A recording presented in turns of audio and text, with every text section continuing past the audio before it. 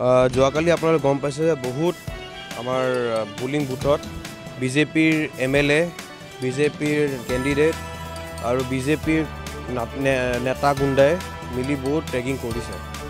তাৰ ওপৰত আমি এতিয়া কমপ্লেইন দিছোঁ আমাৰ ৰিটাৰ্নিং অফিচাৰক, আৰু ইয়াৰ এটা কপি আমি দিল্লীৰ যোনটো আমাৰ চিফ ইলেকশ্যন কমিশ্যনত তাক পঠাইছোঁ।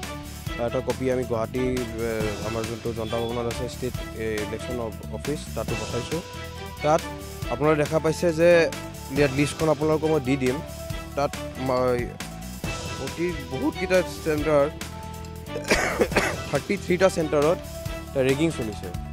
ৰেগিং চলোৱাত তাত নেতৃত্বত লৈছিলে নগাঁও বিধায়ক ৰূপক শৰ্মা ডাঙৰীয়া, তাৰপিছত আমাৰ ব্ৰহ্মপুৰৰ বিধায়ক জিতু গোস্বামী ডাঙৰীয়া, আৰু অতিতকৈ দুখ লগা কথা যে কেণ্ডিডেটজনে নিজে আমাৰ কংগ্ৰেছৰ যোনখিনি আমাৰ এজেণ্ট আছিল, পুলিং এজেণ্ট, তেওঁলোকক প্ৰহাৰ কৰিছে।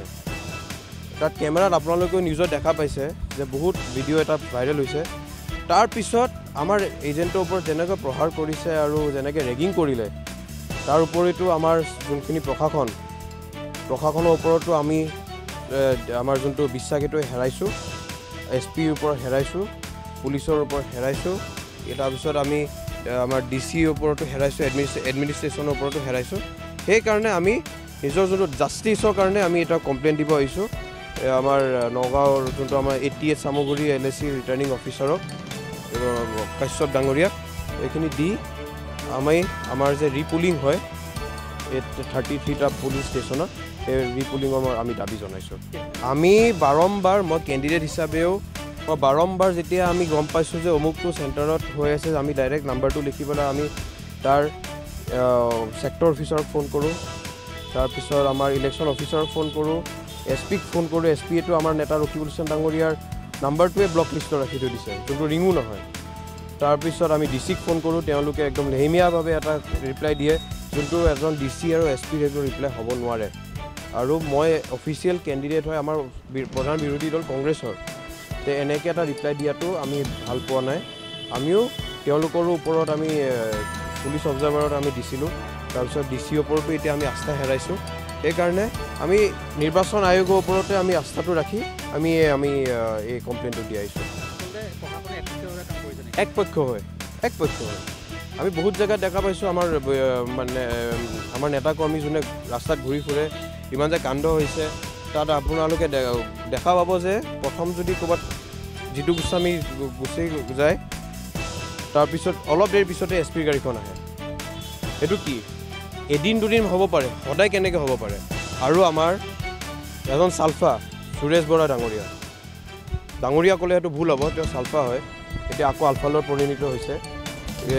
তেওঁলোকে তেনেকৈ দাবী ধমকি দিয়ে। এতিয়া আমাক কৈছে যে আমাৰ যোৱাকালি আমাৰ এজনো বিধায়ক লৈ পেলাই মই আৰু আমাৰ ৰকিবুল হাছান ডাঙৰীয়া আমি নিজে তাত ভোটাৰ হয়, আমি নিজে ঘূৰি ফুৰিছোঁ, আমাৰ লগত কোনো ল'ৰা নাই, আমাৰ PSৰ বাহিৰে আমি কাকো লোৱা নাই কালি।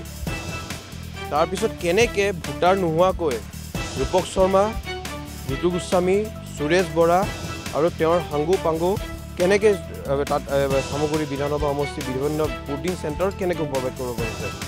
আৰু মই যোনটো চেণ্টাৰত প্ৰৱেশ কৰিছোঁ কেণ্ডিডেট হিচাপে মোৰ PSকেইটাও মই বাহিৰত থৈ গৈছোঁ। তাৰপিছত আপোনালোকে দেখা হৈছে যে যোনটো কেণ্ডিডেট ডিপ্লু ৰঞ্জন শৰ্মা কেনেকৈ প্ৰহাৰ কৰিছে। এইটো কি মানৱতা হয় নেকি?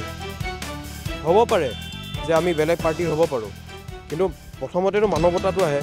এনেকৈ প্ৰহাৰ কৰি পেলাই এনেকৈ ইলেকশ্যন জিকিব নোৱাৰে। আপোনালোকে দেখাব 23 তাৰিখে আমি জিকিম। ইয়াত কোনো কনফিউজন বা কংগ্ৰেছ নিজিকে, ইয়াত মানৱতা জিকিব আৰু চামগুৰি জিকিব। এইটো 2001 চনৰ পৰা এইটো পৰম্পৰা।